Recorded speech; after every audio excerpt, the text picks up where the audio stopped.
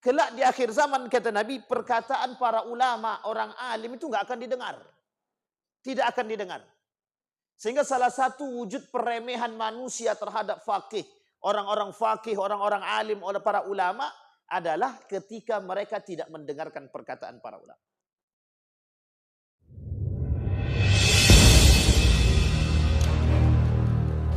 Assalamualaikum warahmatullahi wabarakatuh.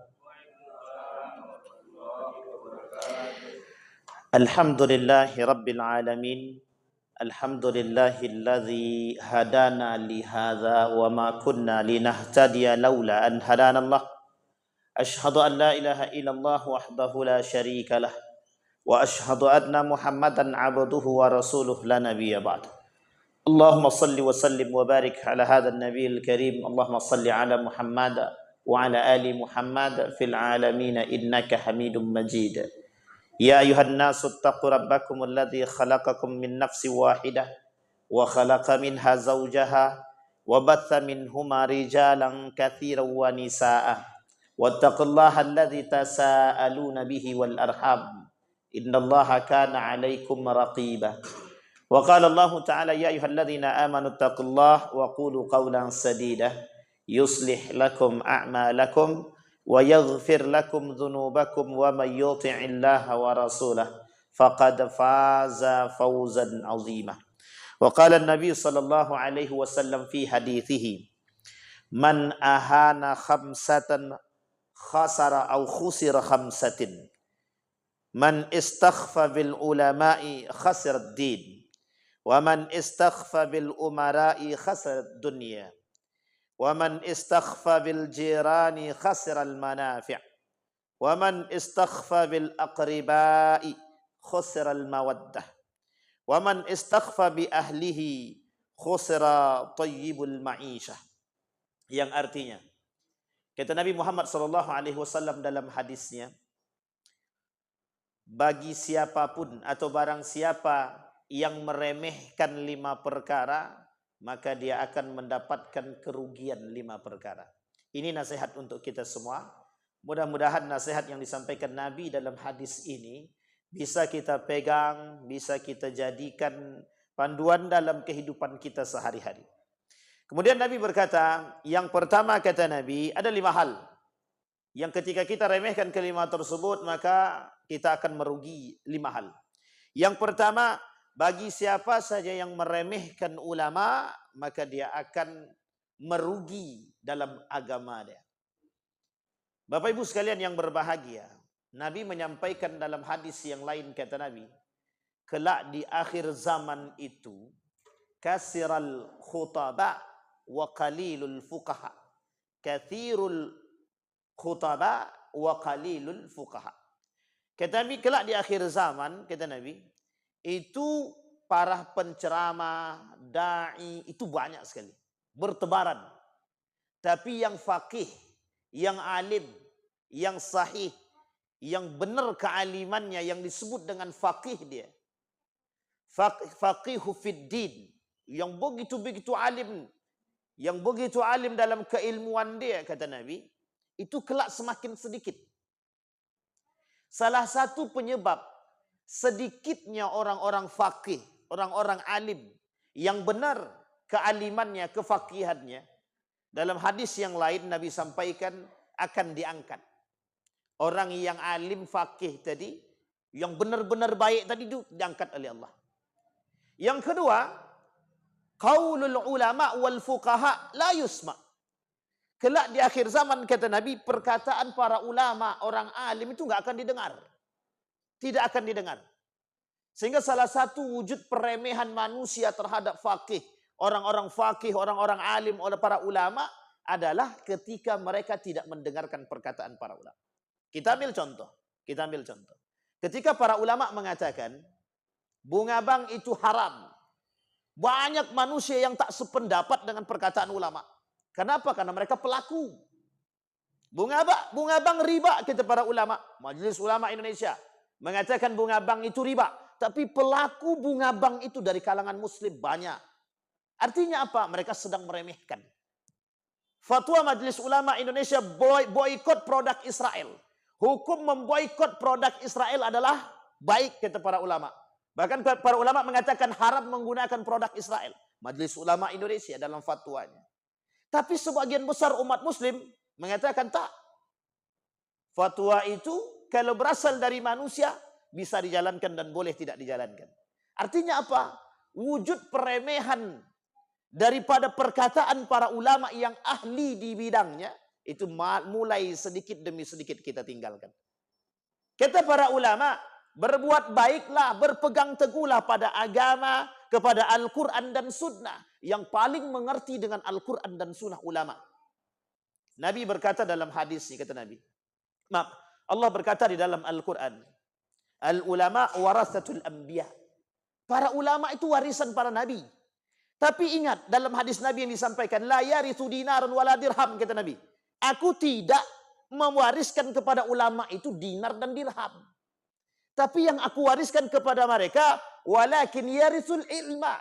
Aku wariskan kepada mereka keilmuan. Ilmu yang seperti apa? Ilmu yang dibarengi dengan keimanan. Nah, kalau Bapak Ibu menemukan para alim, orang-orang berilmu, dengan keilmuan dan keimanan, sejalan ilmu dengan akhlak, itu iman. Sejalan ilmu dengan perkataan, itu iman. Sejalan perkataannya dengan perbuatannya, itu iman. Itu orang alim. Sehingga orang alim itu, Bapak Ibu sekalian yang berbahagia, dia tidak mau banyak bicara. Qillatul kalam. Sedikit bicara orang alim itu. Tapi sekali dia berbicara, itu nasihat yang paling tajam yang bisa kita terima. Hari ini siapapun, bahkan yang lebih parah daripada wujud peremehan umat manusia hari ini terhadap para alim, terhadap para ulama, bukan hanya tidak mendengarkan perkataan mereka, tapi justru melecehkan, mencela, mencaci maki para ulama. Dengan gagah beraninya, menganggap dirinya paling baik, menganggap dirinya lebih alim. Sehingga mereka bisa lisan mereka meremehkan ulama-ulama yang lain. Bisa mencela ulama-ulama yang lain. Yang dasarnya mereka jauh. Dari segi umur, dari segi ilmu. Itu yang kita dapatkan hari ini. Kita lihat. Berapa banyak orang-orang hari ini di Facebook. Mencaci, memaki ulama-ulama terdahulu. Ulama-ulama kita. Ulama-ulama yang soleh, yang baik. Yang tingkat keilmuannya tidak diragukan. Yang secara akhlak tidak diragukan. Kebaikan mereka, akhlak mereka, perkataan mereka sejalan dengan apa yang mereka perbuat. Ketakutan mereka kepada Allah dengan tingkat khasyah yang tinggi. Apa kata Dr. Mustafa Umar ketika beliau menyampaikan satu ceramah di Solo? Apa kata beliau? Laisal ilma, dan beliau menukil perkataan para ulama. Laisal ilma bi kasratir riwayah, walakinnal ilma bi kasratil khasyah. Bapak Ibu sekalian yang berbahagia, orang alim itu tingkat ketakutan dia kepada Allah tinggi. Bukan orang alim itu yang paling banyak referensi, bukan. Setiap Bapak Ibu mendengarkan orang berceramah, oh referensinya banyak, itu belum tentu alim. Tapi kalau kita barengi kealiman dia sebanyak itu referensinya, tapi sama tingkat ketakutannya dengan banyaknya referensi dia, itu baru alim. Yang kita takutkan hari ini itu adalah orang-orang yang alim banyak referensinya, tapi mereka nggak takut kepada Allah. Artinya apa? Qillatul haya, rasa malu mereka berkurang. Qillatul khasyah, rasa takut mereka kepada Allah berkurang. Sehingga Bapak Ibu sekalian yang berbahagia, salah satu di antara wujud peremehan kita terhadap para ulama adalah ketika kita tidak meninggalkan, tidak mengindahkan perkataan para alim. Apa dampak daripada perbuatan kita? Kalau kita tidak mengindahkan perkataan para ulama, apa dampaknya?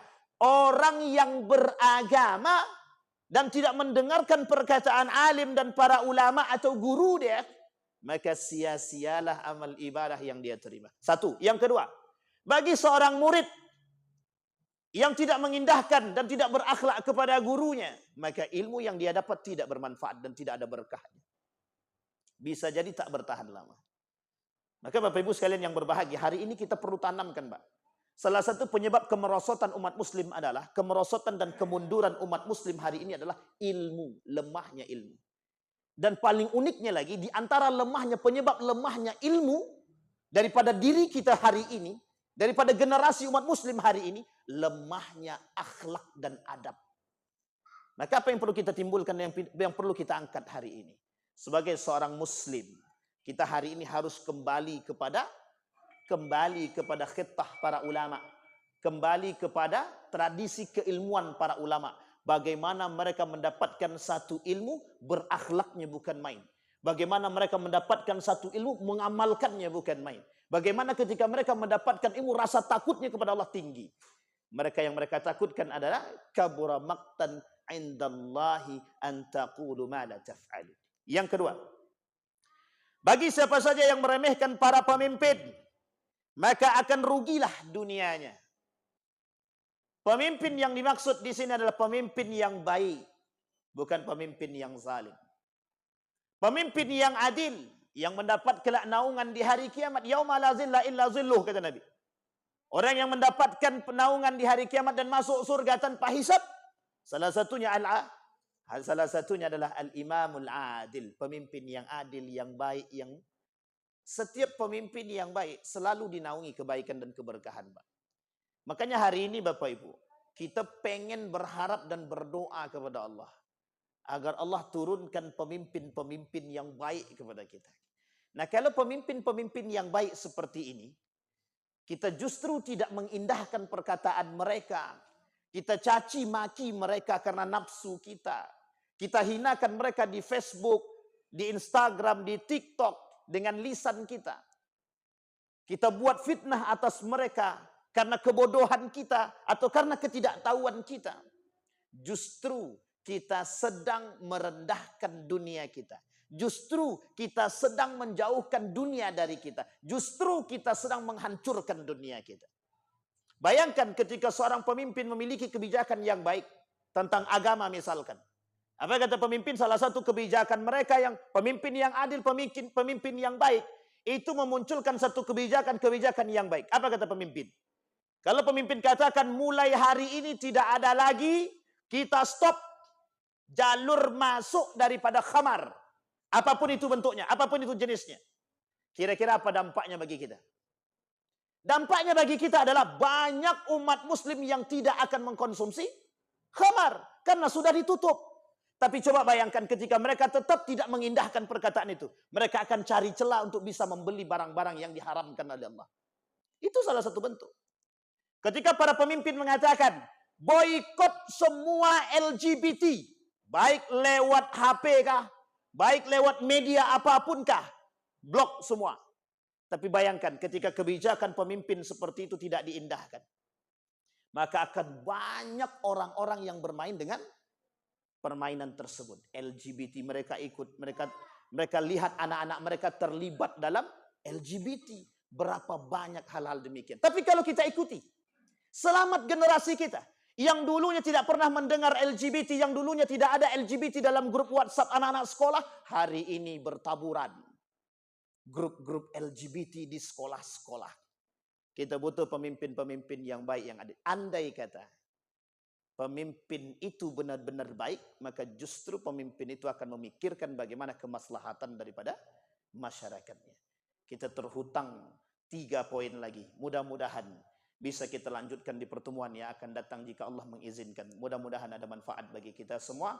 Mudah-mudahan bisa menjadi motivasi bagi kita untuk tidak meremehkan perbuatan-perbuatan yang remeh pada hakikatnya tapi tinggi di hadapan Allah. Fa'tabiru ya ulil absar la'allakum tuflihun. Assalamualaikum warahmatullahi wabarakatuh.